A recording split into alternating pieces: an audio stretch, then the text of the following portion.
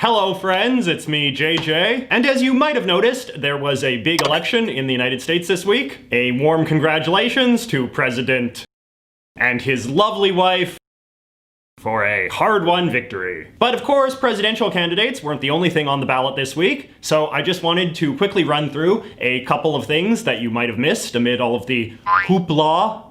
For starters, the Great Mississippi Flag Debate. As I discussed in a recent award-winning video, Mississippi's Confederate-inspired state flag has long been an enormous source of controversy for the state. They had a referendum on replacing it in 2001, but voters ultimately voted to keep it. But then, of course, this year we had the George Floyd protests, and the mood of that moment inspired the state legislature to call a second referendum. This year's referendum was a bit more rigged towards a certain outcome, you could say, just in that it gave the voters a new flag and asked them to take it or leave it. And the voters voted to take it. And by quite a large margin too, 71 to 29% at last count. So a pretty big moment in the history of the South, and the welcoming of a beautiful new flag to the American flag family. A family which I think many people would agree could use a little bit more beauty in its ranks. But it was not just the deepest of the Deep South that had some racially insensitive symbolism on the ballot on Tuesday. So too did America's littlest state, Rhode Island. Now, Rhode Island is unlike all of the other states in that it has a long formal name in addition to its short common name. Kind of like how I am JJ to you, but John James McCullough to the car insurance company. Rhode Island's full name on all of its official documents has always been Rhode Island and Providence Plantations. This is because originally, Providence Plantations was the name of the British colony that the state eventually became, while Rhode Island was just the geographic name of the territory that the colony was on, which was never an actual island, but that is a whole other story. Anyway, beginning in the mid-17th century, the British started to use the somewhat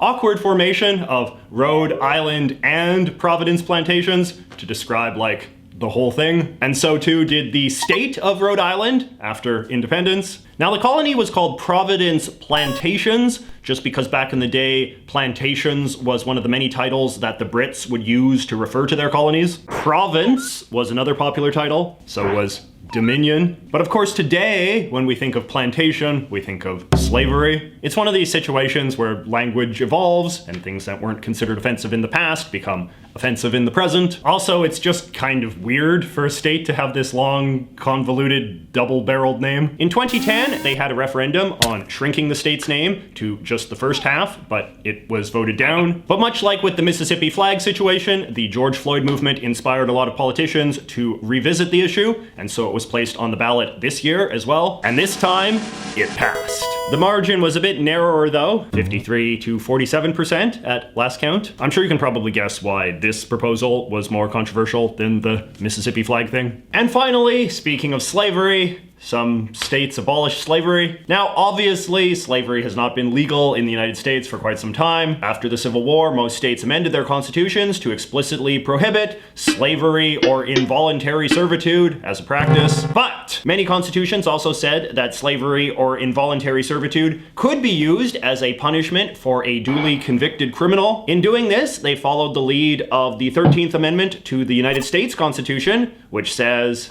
"Neither slavery nor involuntary servitude, except as a punishment for crime whereof the party shall have been duly convicted, shall exist within the United States." This particular phrasing is what some people call the slavery loophole, and it has become hugely controversial in recent years. It was even the subject of a recent Netflix documentary called 13th, in which it was argued that the loophole language allowed slavery-like practices to continue long after the Civil War, and arguably even into the modern age. Now, that is not a unanimously accepted legal argument, but regardless, a lot of activists have said that language that even implies that slavery might be acceptable under some circumstances has no place in a modern constitution. So abolishing this language has become another big symbolic crusade in our current anti-racist moment. And on Tuesday, 2 of the 12 remaining states that still have this language in their constitutions, Nebraska and Utah, voted to remove it. It passed super easily in Utah, but was slightly more controversial in Nebraska for some reason.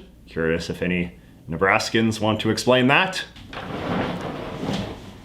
And now, on a personal note. So, though I might be putting on my happy face, the last few days have actually been incredibly stressful for me, as I'm sure they've been for you. I'm actually getting a bit worried that my obsession with politics is becoming an objectively negative force in my life. Those of you who watched my attempted live stream on election night know that I had to cut it short, in part because I was having really bad stomach pains, which is something I have been struggling with a fair bit recently.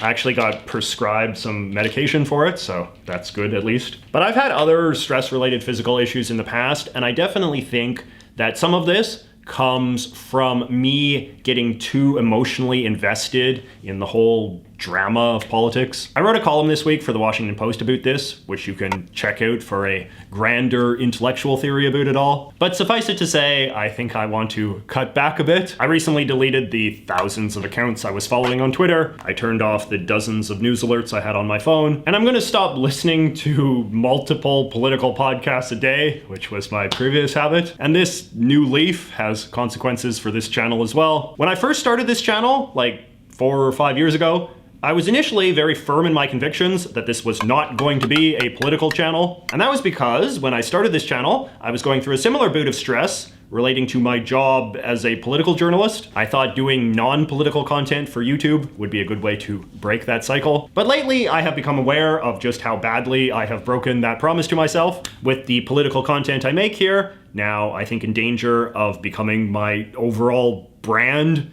which is again something I deliberately did not want. But don't get me wrong, I will never completely get away from making content that is at least political adjacent, in the sense that the broad themes of this channel, which are of course countries, culture, and Canada, are topics that will always have a political dimension. And I still do have like 1 or 2 political videos that I want to make in the near future, just because I think the ideas are quite strong, and I've already done a lot of the research and writing. But I do want to consciously pivot a bit, which is why I'm making this video, to hold myself accountable, and why I'm hoping that you guys can help me out. If you've endured all of this so far, I assume it's because you're pretty into this channel and thus probably have a pretty good sense of what you like and what you think I'm good at doing. So whatever suggestions you have for future themes or topics that you would like to see me tackle, I'd love to hear them. All right, so thanks so much for watching, and now I must be off to jury duty. Yes, it has been quite a week.